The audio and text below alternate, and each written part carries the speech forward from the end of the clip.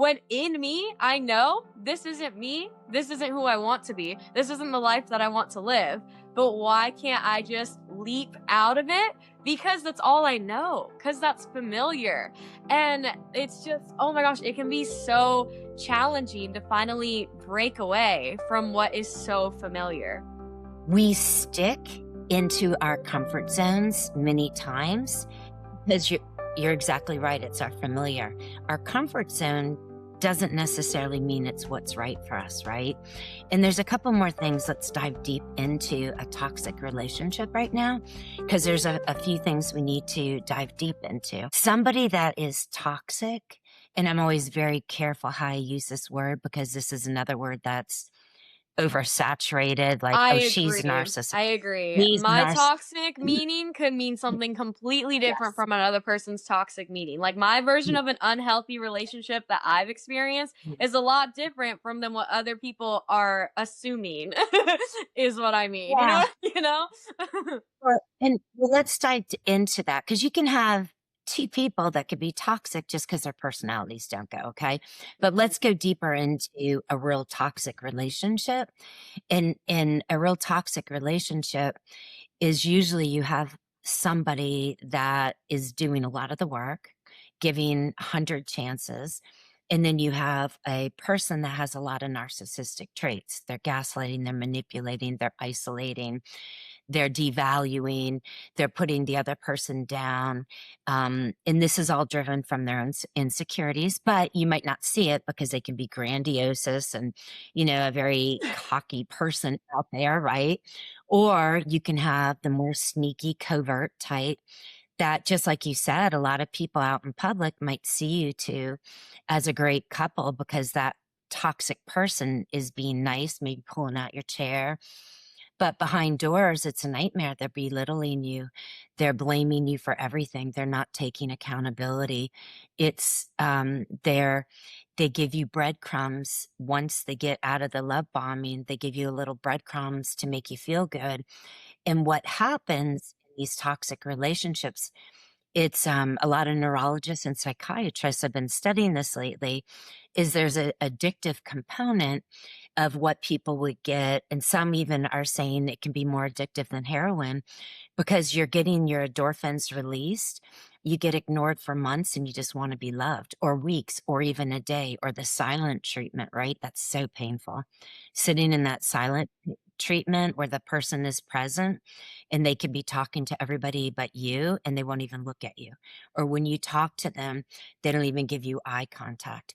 Or if you have children, let's say, or even, a best friend there, they could be like, "Ugh, tell my girlfriend that she needs to get to the car right now, but you're standing right there. How rude, how belittling, right? How Yeah. painful." And unless you're in these relationships, it's really hard to understand because everything has a manipulation. Everything is done with intention from these toxic people that have quite a few narcissistic that a psychiatrist, I'm not a psychiatrist, so I can never diagnose somebody with that disorder. However, I know all of the diagnoses really well and the boxes to check off, right? So a toxic person's going to carry a lot of those. And what makes it hard is a clinical term called trauma bonding, where you get the abuse mixed in that all of a sudden 3 hours later they're being really nice. And then you're feeling love. And then you're like, oh, maybe they're gonna change, right? Or, Because you get that you little know, sliver of hope.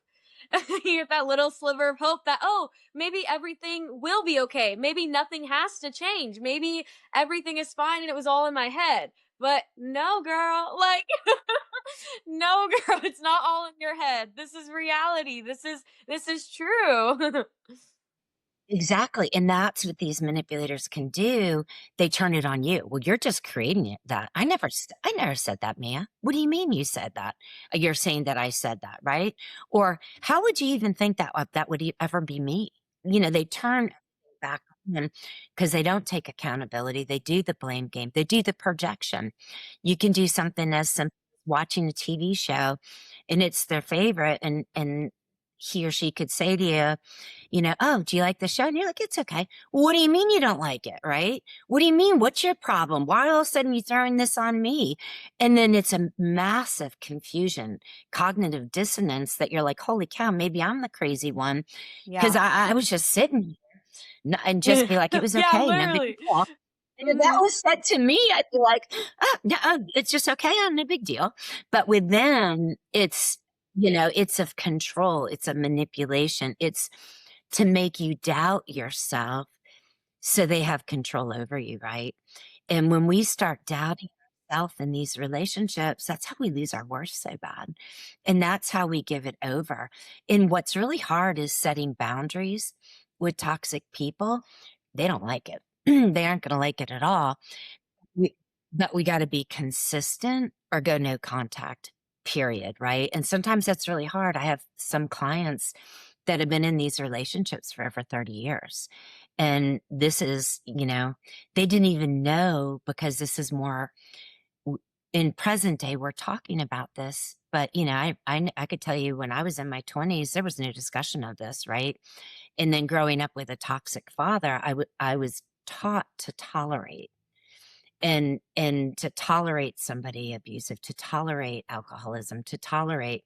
And when we're taught to tolerate at a young age, we don't know better because once again, we're going to come back to that's our comfort zone, even though it's Yeah. not right for us.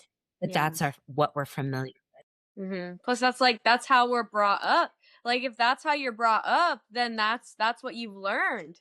That's what Hmm. you've learned. Like, as someone who currently works in ABA, like, I totally understand the concept of, yeah, like, your upbringing, what you learn, like, when you're growing up, that sticks with you, and that changes your perspective of, like, your reality outside. And so it's kind of like retraining your brain in a sense when you like get older enough to start becoming like aware and more understanding of these different, like, oh, you know what? Like, that makes sense that I am allowing this to kind of happen because that this is how I was brought up, and making those connections. And that is so good let's go into this deeper because not only do we need to be aware, and this is what I had to go through to grow, to heal, to get where I am today. Not only did I have to be aware of what I was tolerating, of what wasn't wrong and what was abusive, right? But I had to be aware of my own patterns. And I had to be aware of, okay, my PTSD, I get I get really quiet and the fawn or get real people pleasing because I'm trying to please that person so the abuse isn't so bad. Or if I get quiet, then maybe I won't be seen and I won't be the target, right? Or some people have reactive, it's called a reactive abuse mode, where they fight back really hard because that's their fight back mode. So once we can learn, how I'm responding, that's allowing it, then I can start cutting back.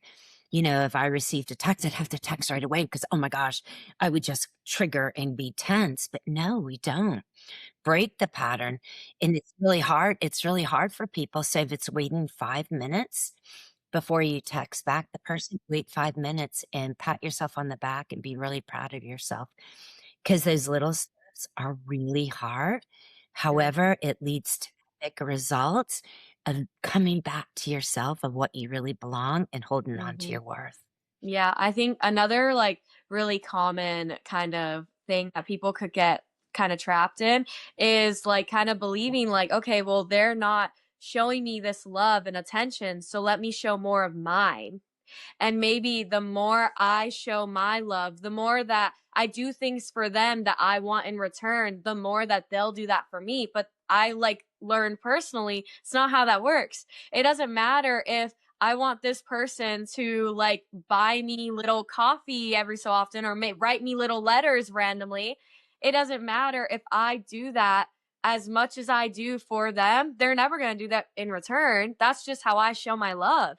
And just because I show my love to that person, it doesn't mean they're going to show that same love back. And if I keep showing more, all I'm doing is giving and not receiving anything back. And that's going to tear me. Like that's going to ruin me because I'm giving so much and getting nothing back. And then in that, like you can kind of get lost in trying to give so much of your love that you're forgetting as well to give that love to yourself. Cause it's not like you're getting that from anywhere else. You're giving your love to this person that's not giving any of their love to you. And now you're not giving yourself love. Like you're just losing all of this love and light within you. And you lose that connection with yourself and you lose that oneness with yourself and feeling whole. Like you don't feel whole because you're relying on this other person. And this is like another thing that I've talked about on the podcast. And I just brought this up in another podcast I recorded with a self-love and confidence coach last week, actually. And I call it like the little puzzle piece analogy. And so basically my mind frame around relationships now is this person, it's like my life is a giant puzzle and every little thing in my life is just another little piece of my puzzle, and each person I like to think has their own puzzle of their life. Now when someone comes into my life, when a guy comes into my life, he's not going to be the last piece of that puzzle. He's not going to be like the thing that completes my picture. He is just a thing that adds to the beauty of my life as a puzzle. And then I will just be another piece of his puzzle. We don't complete each other's puzzles, but we are now there with each other to help each other complete our puzzles of life. But we don't become each other's life. We become an addition to each other's life. And I think that's such like a beautiful little analogy. And that really helps me kind of like, it helps me kind of like decipher like, okay, whoa, Mia, like he's not your life. He's just an addition. You used to have all these other little beautiful pieces of your life and all these other pieces that you want to put together. He's only an addition. He only adds to it. And when he's not there, you have all these other little pieces that you're doing anyway. So you're not necessarily missing anything. It'll be there eventually. You'll find it eventually. It's going to be there, but it's not your entire puzzle. It's not the completion of your puzzle either. Your puzzle is yours. And so that's how I see it. And every single person has their own puzzle of life. Exactly, that is so true. We're all responsible for our own happiness. If we're not happy in life, then we need to figure out what's not making us happy, right? And we can't rely on, oh, if I date that person, all of a sudden my life's going to be happy. No, you're just like what you're saying. Somebody can add, icing to the cake, but if we're not happy, we can't expect somebody to change and bring us happiness. They add to it, right? We need to find our own passion in life. We need to find, what do I need to do to alleviate stress? What do I need to do to bring more joy? What am I doing right now to self-care? Self-care is huge for our happiness, right? It's all like under a big umbrella. You got self-care, you got worth. It's all under like the big self-love umbrella, right? And if everything goes together, and then it's communication, healthy relationships, that adds to us feeling better about ourselves if our relationships are good, right? If if you're struggling out there, what's making you struggle, right? Let's get down deep to the layers. Yeah. Healing is like an onion. And it's, like, remember dissecting an onion back in middle school? Yeah. It's like one layer, there's 8 layers in that layer, another layer, 8 layers. And But because that's it's an onion, right? sometimes tears will be shed, and Yeah. that's okay. And that's okay. The tears, I like that added to it. I'll have to add that. But it's getting down, right? And really finding out, what's making us uneasy, and what do we need to bring joy into our life and happiness. I love adding that curiosity aspect more than a judgmental aspect. Yeah. It's important to curious. add that curious aspect rather than a judgmental one. And I wanted to note really fast, because I just had this thought where it's like talking about that puzzle piece analogy and having a person like they should add to your happiness, not become your happiness. I feel like I also want to note too that it's totally okay and it's totally valid to, like, when you're starting to date somebody and you're starting to get closer and starting to form this relationship, it's okay to think that at that time this is amazing. This is great. That person's amazing. You don't have to know right off the bat, oh, they're not good for me. Sometimes we just learn that through the relationship, and that's okay. Cause I don't want people to just be scared entering every single relationship. Like, still be open to it and then think like, oh yeah, things are going really good. Things are going really good. And if they continue to go good for like 3 months, a year, 2 years, whatever. And then once it hits like that point where maybe it's at 5 months, maybe it's at a year and a half, maybe it's at 3 years, you realize, you know what? I'm starting to change my mind a little bit about this relationship. And I think maybe we just aren't aligning anymore. And that's okay too. It's okay to change that path. It's okay to change your mind. It's okay for things to change and not be like they once were. And it's about peeling that onion and letting ourselves be curious of like, you know what? Instead of forcing this, instead of being judgmental towards it, I'm just kind of going to let it be. I think we are like growing apart. We are like not really aligning with each other anymore. And you know what? That's okay. That's totally okay. I'm going to let it be because that's how it is right now. And I'm just he was only or he or she was only an addition to my puzzle life puzzle. So, it's okay. Everything will be okay, and allow yourself to heal, allow yourself that like to feel that heartbreak that might come with it. And this is going to also pathway us into this other thing that I wanted to talk about is when you decide that a relationship, no matter how long you've committed to this relationship, no matter how long it's lasted, when you decide, you know what, this just isn't healthy for me anymore, this isn't good for me anymore, whatever may be the reason that you want to leave, letting go or leaving this relationship, it's not always going to be sunshine and rainbows as soon as you leave that relationship. Even if you are the one walking away, it doesn't mean suddenly the sky is clear, like warm, sunny, bright day, everything is lovely again. No, just because you're the one that's ending it, it doesn't mean you're not allowed to also go through your own healing journey. Sometimes there is so much heartbreak that goes around even just walking away.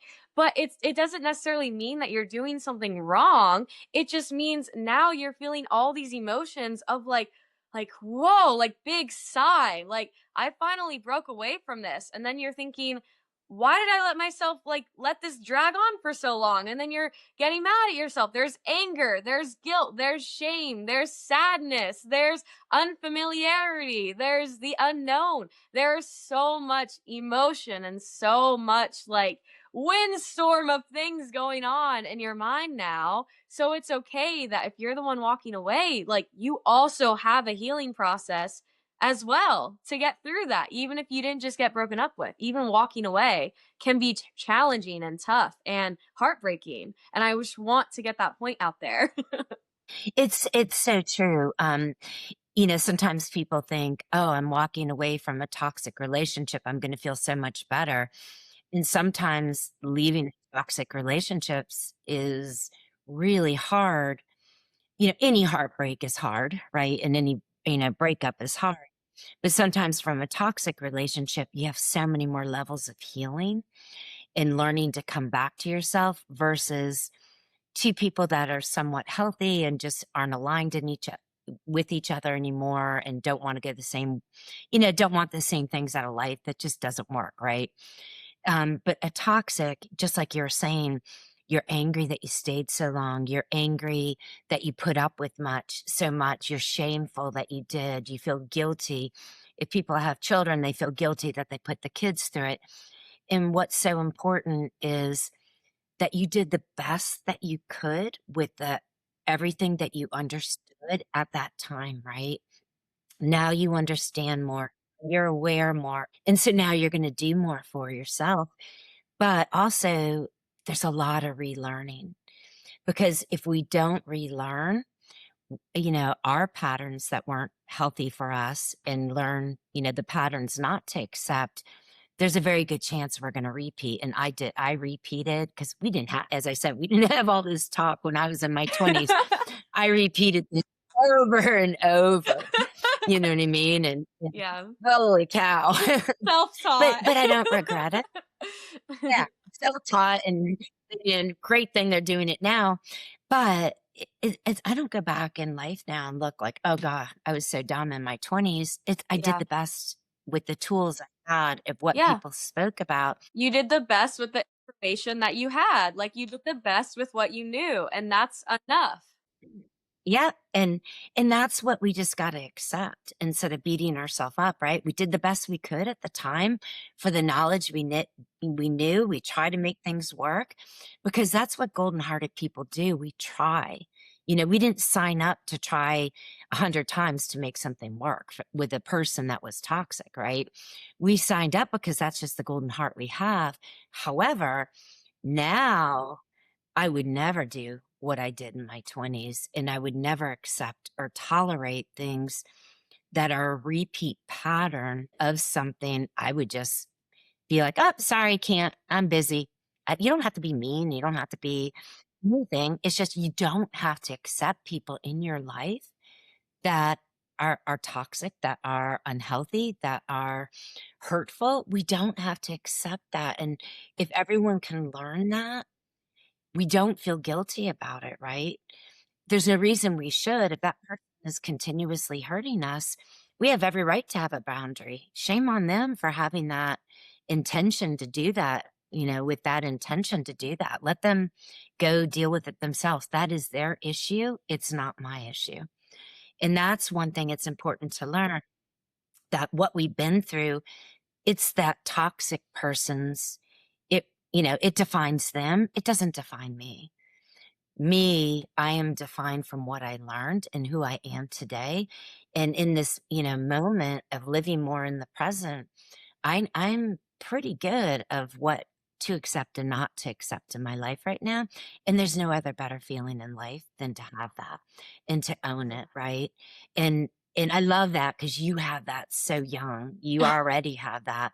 And you're teaching, well, you have that and you're teaching, you know, let's teach the world, because if we can make more people see this, maybe not only self-love is not only good for us, but maybe it'll spread more love around the world and I peace. agree. I agree. I completely agree. And I loved when you brought up like maybe you have kids and you're afraid you don't want to leave because of like the kids, whatever. You made me think about, yeah, like another thing that can come up when you're like deciding, you know what, this relationship isn't good for me anymore. It's toxic for me. It's not benefiting me. I'm feeling so much pain from it. I'm not feeling good. The disappointment, like feeling like you're disappointing the people around you, the people who you love, is like something that can really make you wanting to keep hold of that relationship, because you don't want to disappoint all these people who see the perfect picture, all these people who like saw this whole future for you. Like, you don't want to disappoint other people. And it's like, I have literally, like, not too long ago, about like a couple weeks ago, 3 weeks ago, maybe, I wrote in my journal to myself, I don't care who I have to disappoint as long as I don't disappoint myself. Like, I vow to live a life where I live for me and I live to not disappoint myself. Like, I just don't want to let myself down. At the end of the day, I do not want to let myself down. And that's such an important thing to also note and be aware of. Like, are you trying not to disappoint other people, or are you trying not to disappoint yourself? Like, who are you living for? Are you living for other people's happiness, or are you prioritizing your happiness? Cuz you need to prioritize your happiness. And I have on my iPad, my wallpaper on my iPad, it says stay aligned in your energy and let people meet you there. You stay aligned in you. You do what's best for you and let other people meet you there. If you have to like let other people see a version of you that they didn't want to see, then so be it. You are living true to yourself, and that's what matters. If they don't align with that, they don't align with that. Nobody deserves to like fit in to somebody else's mold. Nobody deserves that. Every single person deserves to live in their truth and let other people see that. And if someone doesn't like that, okay, bye. Like, sayonara, not my problem. There's other people around me. There's a billion people on this earth. I just don't want to let myself down. I don't want to disappoint myself. I'll disappoint you if that means living in my truth. Like, so be it. And that's just like these toxic relationships we're in. It's like, you know what? This isn't good for me. I need to like find that power within to say like, okay, this isn't good for me anymore. It doesn't matter what anybody else thinks. If they think this is the perfect picture, if they think that, whatever they think, who cares? because inside I'm not happy, and that's what matters. It doesn't matter if these other people are happy with how I'm living my life. They're not the ones living my life. I'm living my life and I'm not happy, so I'm going to do something about it. And it's finding that power within. And I didn't have this power before. I have it now. And it's definitely like I had to Woo! yay. But it took a lot of little like we talked about earlier a little bit. It's just these little things that you do to show yourself love, these little things that you do to kind of self-care, like every so often, and just like saying yes to yourself more, listening to yourself, allowing yourself to cry, and just allowing yourself these little things that just show yourself that you love yourself, that you're there for yourself, that you can trust yourself, you can be vulnerable, you can be open. Just allow that for yourself. And so the last little thing I want to talk about is just some like other little like self-love things that we can just do in our daily lives to kind of show ourselves how much we're worth, and that can kind of help us like in these relationships moving forward to stay in our worth. When I was coming back to myself, and this has helped some of my clients, everybody was put first. And what I did, it's real simple. I did capital YOU. I put a capital U sign next to my desk on my bathroom mirror, had it popped up every day. And it was a great reminder, oh, what am I doing for me today? Am I putting myself first? Has my priorities not been last? Am I taking care of myself? Because what I find is the more I can take care of myself, the happier I am, the more I really have and give to others that are genuine, authentic, and super a lot of energy. Right? And so or we can do simple reminders of, and I got into exercising again, eating healthier. Doesn't mean I still don't eat ice cream here and there and whatever I Love ice want, cream. but Sometimes loving yourself means getting I do yourself a little treat. too. Like, Yeah, you I'm gotta proud have of the myself. Let pizza. me You get my gotta favorite have ice that. cream. But I also learned, because I was always such a go, go, go, do, and I felt guilty for resting. I've also learned that when my body needs resting, I got to pay attention to that, right? I have to, coming back to myself is paying attention, being aware of my feelings instead of blocking it and shoving it under the carpet, the rug, right? Which makes it just linger. Is what am I feeling? Is working through it, right? What happened? What am I feeling? Are those real thoughts? Because sometimes you got to be careful. Um, if we have fear from the past of being hurt, we need to make sure that it's not fear from the past creating the thoughts too, right? Creating the present fear. So sometimes we need to be careful of, okay, that's my past coming in. That's creating the thought right now that I can't do it. It's not really the truth, so working with that and finding joy. I love outside walks. I'm a big 2-hour walk. I love walking with my girlfriends, but give me if I have need to get grounded and I have a day and it's a beautiful day, I'll go on a hike for 2 hours by myself. I come back a new person, right? So really I want everyone to ask themselves, what brings you comfort, and really nurturing it. Being outside, I'd rather be outside anytime than well, not now because it's cold here. I'm We the don't get the same cold way. weather. Like, I'd love to be outside, but not when it's cold and gloomy. Yeah. Yeah, it was like 12 degrees today in the Carolinas. We don't get that weather. Go back.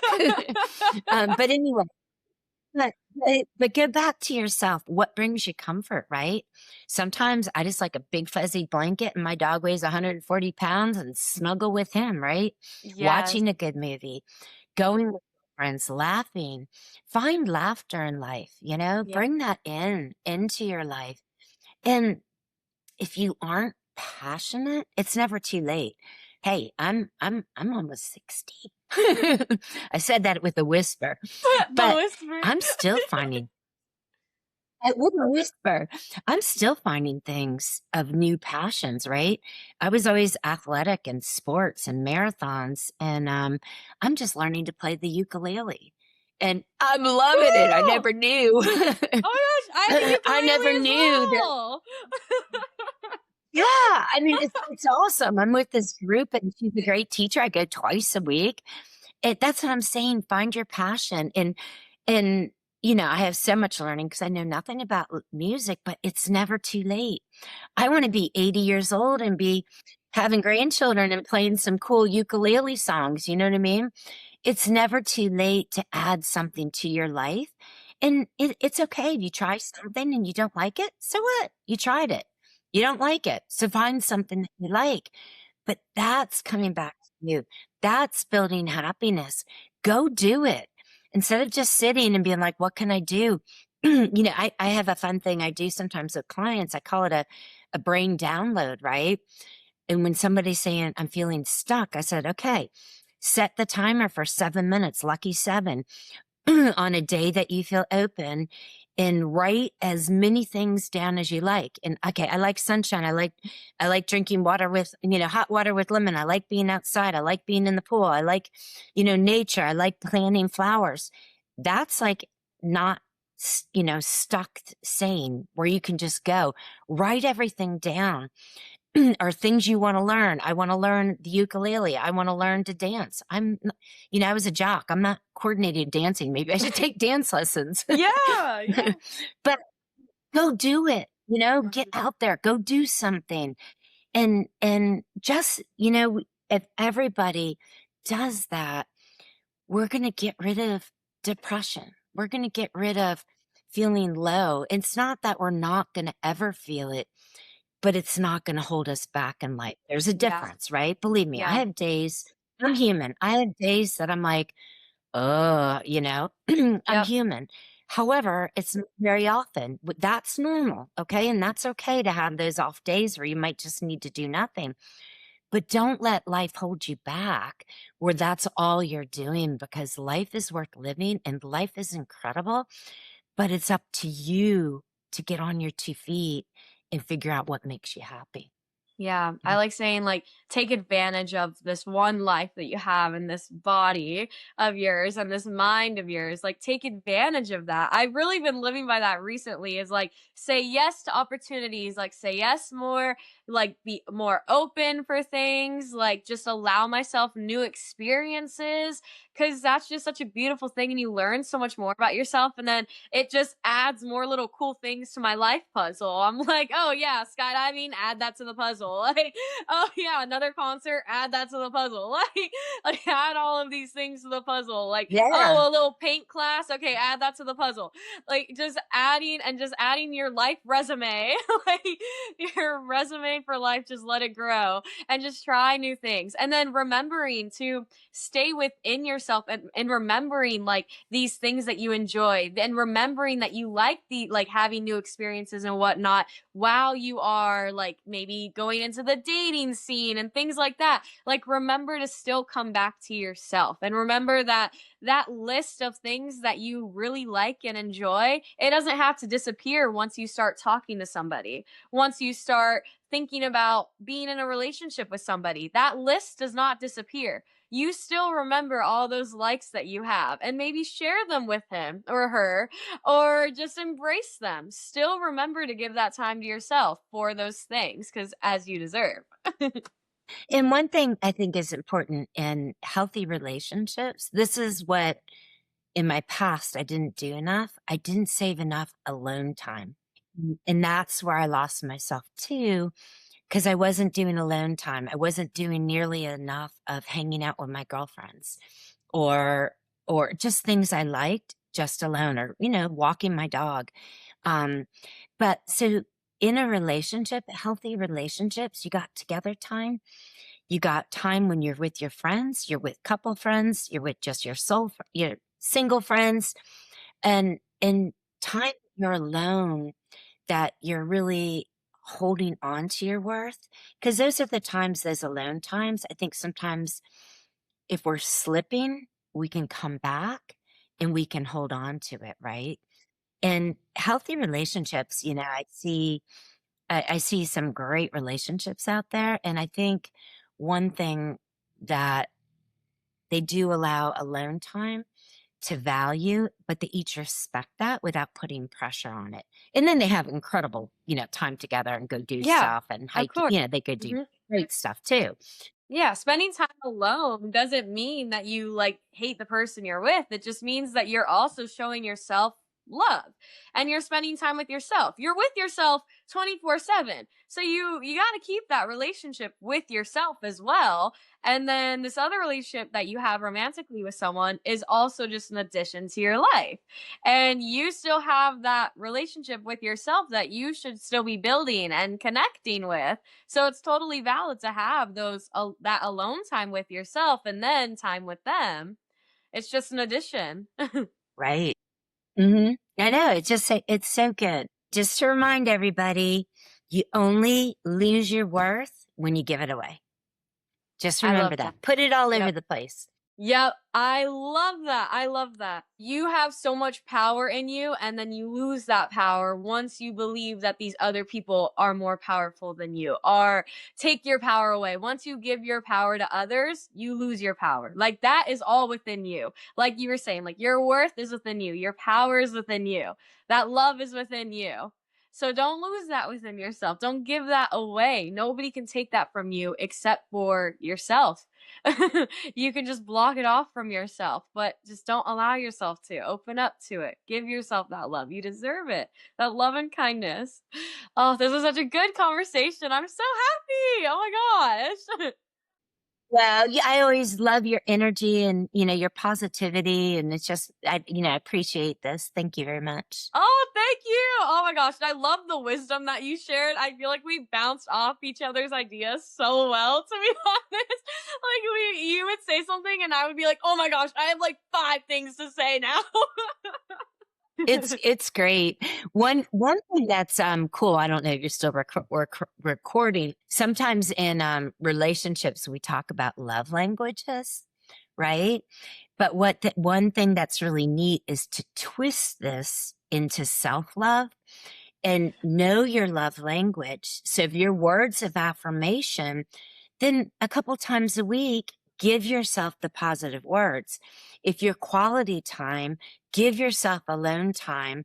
So really understanding your love language, we can turn it as self-worth, self-love of treating ourselves to that, once a day, a couple times a week. So everybody out there, if you don't know your love language, there's a free test. Just type in self-love test. God, who's the author? Gary, I forget his name. There's a free test. It might take you 7 minutes. Learn your love language and then ask yourself of really understanding it. How can I give that to myself? I love that you just brought that up. Literally last week when I was recording with a self-love and confidence coach, we brought this up because we were saying how just like you like give that love to these other relationships that you're in, give it to yourself. Like give yourself those words of affirmations. Give yourself the like acts of service. Give yourself the same love languages that you give other people. Like give that to yourself, show that to yourself because you deserve that. I was just like, as soon as you start talking about the love languages and giving that to yourself, I was like, I literally just had this conversation last week. And I like think about this so often because so this is why I buy myself like coffee now, or I'll get myself a little book or have little self-love dates because I love like I would love that, like getting that from a man, or like getting like a man gave me flowers, so I buy myself flowers, or a man like writing me little notes, so I'll write little notes to my future self, and just like little words of affirmations, and I'll give myself some affirmations. Like I do it for myself because that's what I would want in somebody else, and when I can give that to myself, then I'm not lowering my standards to these men who aren't giving that to me. I'm like, you can't give me the love that I can give myself. Bye. It's so important. Oh my gosh. I love that you just brought that up. That was amazing. That was a great way to top off this podcast episode. That was glorious. So Oh, I'm so good. But it's so true. It's so important. Yes, I hope everybody enjoyed listening to this and learned something about themselves, about life that they can take with them. And Carrie, you can go ahead and plug your Instagram and your website, your life coaching business. You can find me on Instagram, Kerry Life Coach. I have a website, which I have a lot of free tools, which is just my name, kerryrasenberger.com. And if you have any questions, definitely DM me on Instagram. I'll, give you free, you know,